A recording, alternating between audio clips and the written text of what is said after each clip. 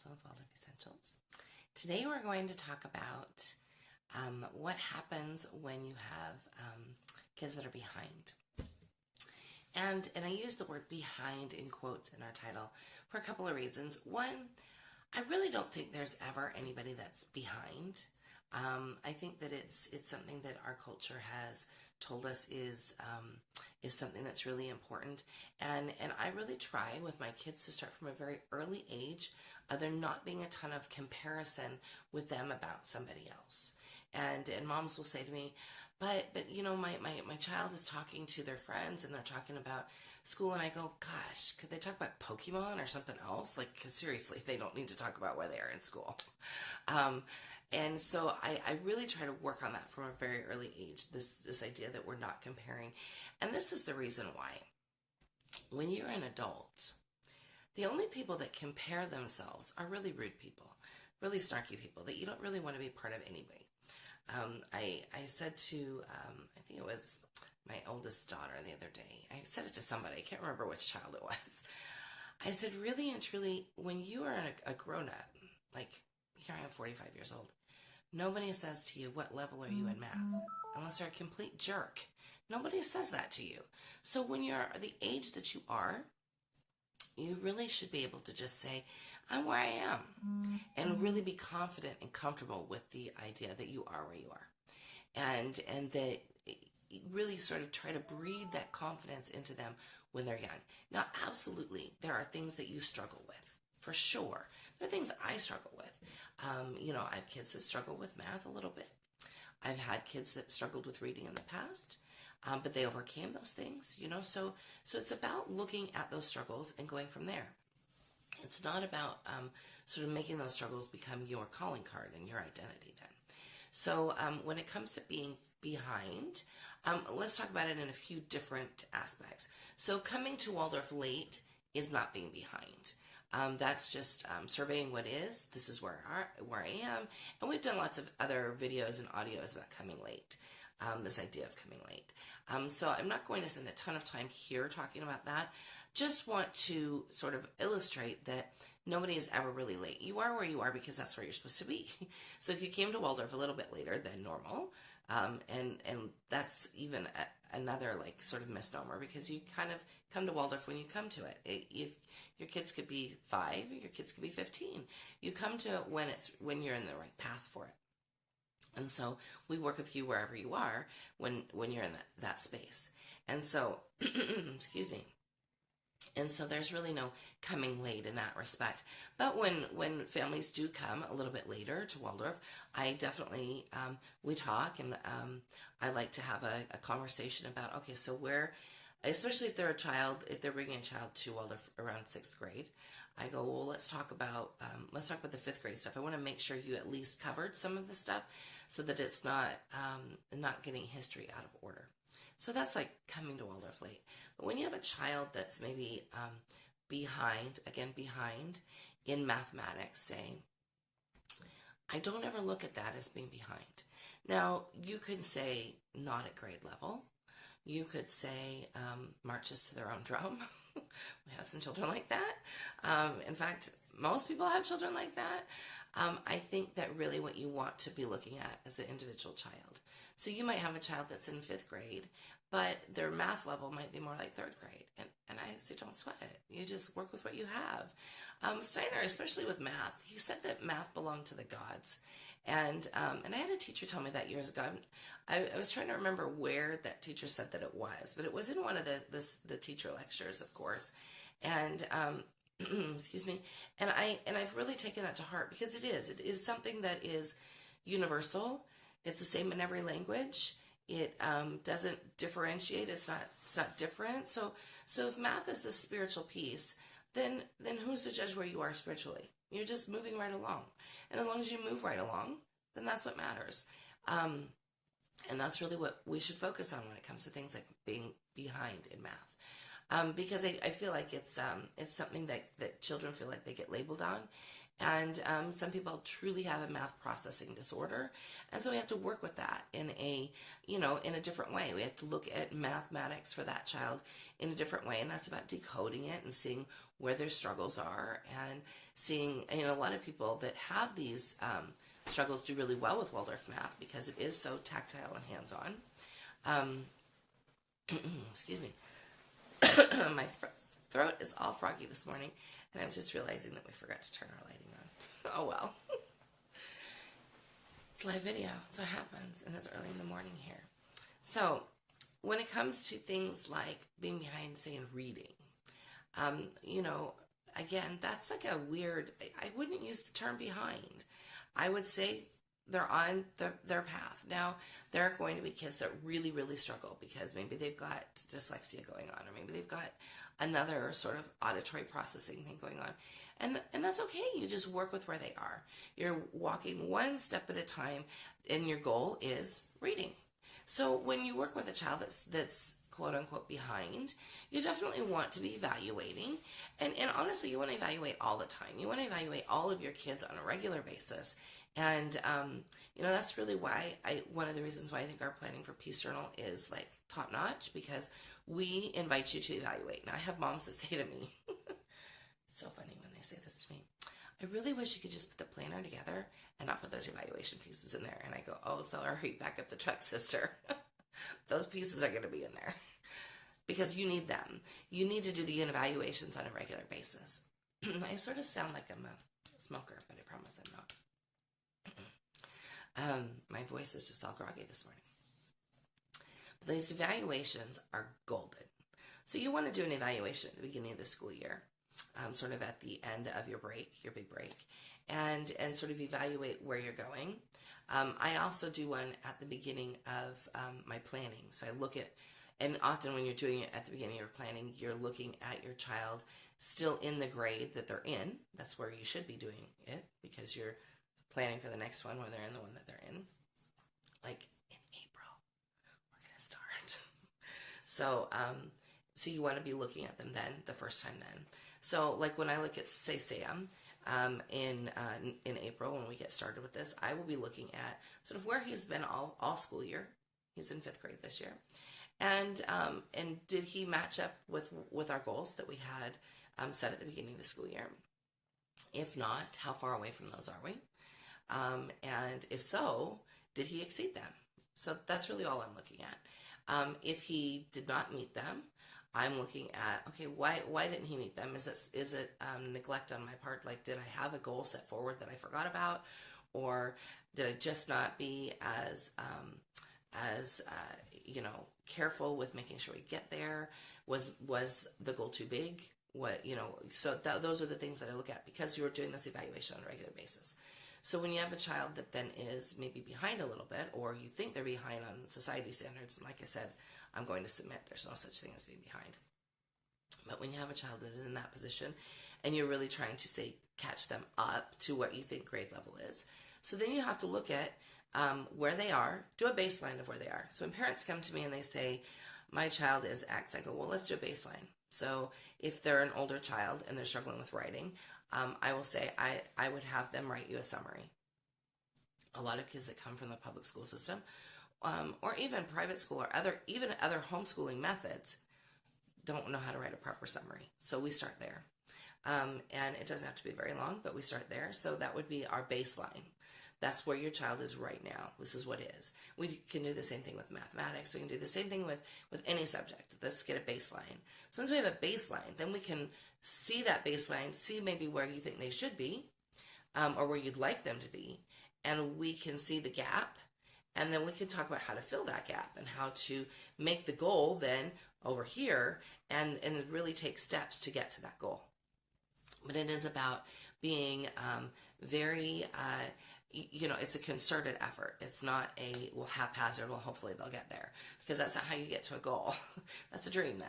If you really have a goal, you write it down and you talk about the measured success that you will have by making each step.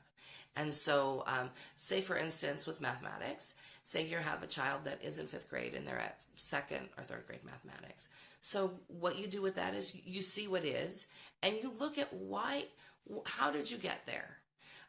Do they have a math processing disorder and they're really, truly struggling? Is there one element that struggles? I mean, most of us that are not math heads have one element in math that throws them for a loop. For me, I will say, is fractions. I can do them in my head. And I've gotten so much better at them as I got older. The fact that I wrote the math book was this huge like healing of math poop for me. And so, but there's usually something with math that throws somebody for a loop. So I look at that. What was that one thing that we introduced in third grade that maybe threw them for a loop, that maybe they got stuck on? And so I look at that. And if it's not something that, maybe it's something like factoring. And, well, you don't need to know factoring in order to know how to do division. So we might say, okay, well, there's this one piece over here you're still really struggling with that we're going to revisit. But we're going to keep moving forward on the other pieces because we can. That sequentially, it's not going to make a difference. Factoring comes up again and again. So we definitely want to heal your struggles with factoring at some point. But we can carry that along with us and touch on it here and there just to see if you're at that place ready to heal about it. When it comes to, say, being quote unquote behind with reading, we might go, okay, let's get a baseline. Maybe you are really struggling with reading and you're a fifth grader and you're reading at about a second grade level. So how do we bridge that gap? Oftentimes with bridging that gap, I will ask parents to say, what is your child interested in? And they might tell me horses or la la la or Pokemon or, which that one hurts my head. But, any of those things. And so then I say, you take them to the library and you pick out a book that is above the grade level, the reading level that they are now about that subject. And this is your goal book. Your goal book is the book that you're trying to work towards. And you sit down every day and you try to get to that book. And how do you do that? You go, okay, well, here's the goal. Here's where we are. So there's some other books or reading material in between here that are going to get us to this goal. Every day you have to read. Every day. Even on Sunday. Every day you have to sit down and read together. Reading especially is one of those things that you have to put everyday effort to it. And it might only be for 5 minutes. And then you're going to stretch that to 10 minutes. And then, especially if they're a 10-year-old, you're going to stretch that to 50 minutes eventually. So you really want to work on that every single day. That's how you get to the goal. And so, again, baseline, goal, and then you're working your way there. It's the same with just about anything. I can't even imagine a subject that it would not, that would not be how you do it. You have to get a baseline first. So when you think your child is struggling, get the baseline. Find out where are they actually, because often it's not as bad as we think it is. I'll have moms that'll message me and say, gosh, we unschooled and we're coming to Waldorf in third grade and we unschooled and my kids have had no reading and no math. Susie Q taught herself to read, but we've done no math. Or, I don't even know where to start. So we go back and I go, okay, well, let's take a baseline. If you've not done any math at all, then I'm going to suggest you start with math lesson number 1 in first grade. The Math Grades 1 to 5 book is a perfect book for people that are coming in and they don't know where they are with math, or they think their kids might be in a different place than they are for the age of the curriculum. The Grades 1 through 5 book has all the math for all the grades, and it's the same as what's inside the book, the curriculum books. It's just all in one place. So, and we wrote that. People will say, why did you do that? Well, we wrote that book before we did the second editions of the curriculum, and the second editions of the curriculum is where the math book or the math pieces actually were integrated. So that's why they're separate, and why the first grade one is a little bit different. So, so you want to get that book, and you want to say, okay, well, we're going to start with lesson number 1 from grade 1, and we're going to plow all the way through until we get stuck. And I would say you go as fast as they are comfortable until they get stuck. And once they get stuck, and that doesn't mean they're stuck, that just means, okay, well, that's my baseline. That's where we start from. And some kids might, even if you're coming to Waldorf in third grade, they might zoom all the way through. And some kids might get stuck on division or subtraction. Some kids might get, and that's one of the great reasons why we do all 4 math processes at once. So when it comes to, say, reading, like I said, we do the same thing. Like I go, okay, well, let's sit down and see what you can read. Or if you can't read anything and you're coming and you're a 9-year-old, then, we're going to sit down and we're going to plow through these letters. And usually, when there's no processing or dyslexia or any kind of other disorder going on, usually a child of 9 is super motivated to read because everything around them is not reading. They've got friends that are reading. Grandma's asking why they're not reading. That child is motivated to read. So it will generally happen pretty fast. Like you get them introduced to all the sounds of the letters, and then you go from there. So you wouldn't go back to the first grade curriculum to do that, but you would absolutely do it in a fashion that's sort of like that. So you want them to make a connection with the letters. They probably already have some sort of connection with it. I'm guessing they can write their name or something like that. And so, and unless this child has been neglected and kept in a deep, dark dungeon, then they know that what letters are. There's stuff around them everywhere. They're seeing letters on signs. They're seeing it in print. They're looking at books all the time. So they're trying to decode this. And so your job is to just really help them along. So they are likely to be quick when it comes to picking that up. And quick meaning, I bet you could do it within 3 months. And so there again, you get your baseline of, okay, well, this kid knows their ABCs and they know the letters. They know what they are. They just don't know the sounds and how to turn those sounds into words. So goal is words. Here's where your baseline is. So you just work on every single day on getting those sounds in there. And I would introduce it in the exact same way that we do the rest of the children. I would do all the consonants first and then the vowels, because then they have immediate competency with reading. Immediate. It's immediate. The very first day they can read those short vowel sounds. So I was trying to think of what else they could be behind in. Science, I'm not really concerned with anything with behindness, because it's really, especially like deep science, starts in about 7th grade. So you're 6th, 7th grade. So say you've got a child that has never done any physics. Well, you just go back and do those 6th grade physics lessons. They usually have a lot of fun with those. The same with chemistry. I think you can stack a lot of those together and make up a couple of grades at a time. It's not a big deal. I'm trying to think. History is one where with being behind, say you're coming to Waldorf late and later, and you have a child that's going into 6th grade, and we sort of talked about this a little bit. You want to make sure that the history content from 5th grade, I usually tell people you want to end with Alexander the Great in 5th grade, so that you can sort of start with the formation of Rome in 6th grade. So you want to be able to have that be your baseline. That's where you want to be. And so you want to, sort of fashion things around that.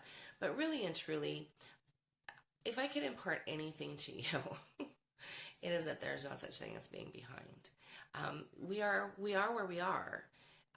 In different stages of development, different stages of our lives, and children can easily get hung up on not being at par with their friends or their peers. And so I'm submitting to you to help them get over that, to help them illustrate and help them see that you don't compare yourself to anybody, that it is, it's not fun to feel that way, and that it's not necessary to feel that way. So, I can remember back when my daughter that's 17 now, she was probably 6, I think, and it was the year that everybody else, even our homeschooling friends, were starting 1st grade, and she just wasn't ready. And not even, Waldorf standards are 6 going on 7 or 7, and she just wasn't. She wasn't, and I was okay with the fact that she wasn't. She was just 6.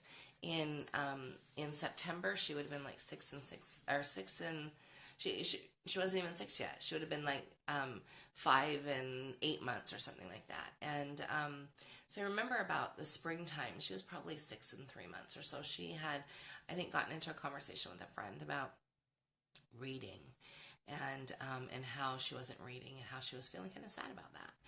And I said, well, I don't think that Susie Q knows how to play the flute. You know how to play the flute. I don't think that Susie Q knows how to knit, and you know how to knit. And we just had this real heart to heart about like, what is it that we're comparing and why? Why is that one piece so important when we have all of these other things that you can do that Susie Q can't? So how about we not make Susie Q feel bad about those things that she can't do, and you don't feel bad about the one thing that you can't do. And so we have this heart to heart, and I think it's very important to make those connections with your children, to sit down and listen to them, and then be able to help them form a better foundation. Now, I mean, she ended up reading a little bit later. She was in second grade before it really took off. But I tell you what, she's smart as a whip, bright as can be, going to graduate a little bit early. She's got sights on graduating in December. And we're going to make that happen for her. She'll be 18 in January, and she wants to be able to start life. And I'm all for that.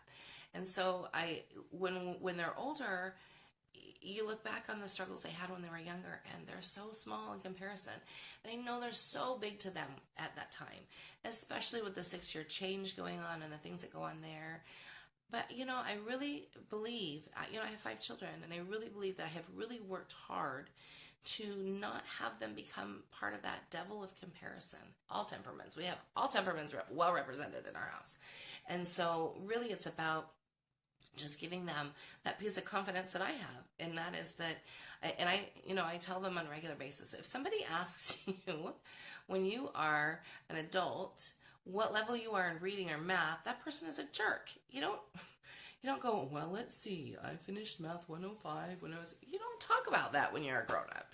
Nobody has ever, since I left school, and I'm not even talking about college, said to me, what's your reading level? Never. So you just sort of want to give them that piece of the, isn't that silly? And you might joke around. I might say, hey, Daddy, what reading level are you? And have your kids sort of see how silly it sounds, because it just sounds silly. Adults don't do that to each other. And like I said, some adults that do, I go, I don't got time for you. I'm not going to sit here and give you the list of big books that I've read. That's not okay. It's not a way to have a friendship. And so it's definitely not a way to have a friendship when you're a child either. So you want to help them to sort of really focus on what it is that they do that's really well. So anyways, that's really what I wanted to talk about today. Have a wonderful week. I'm Melisa Nielsen. See you all later. Bye.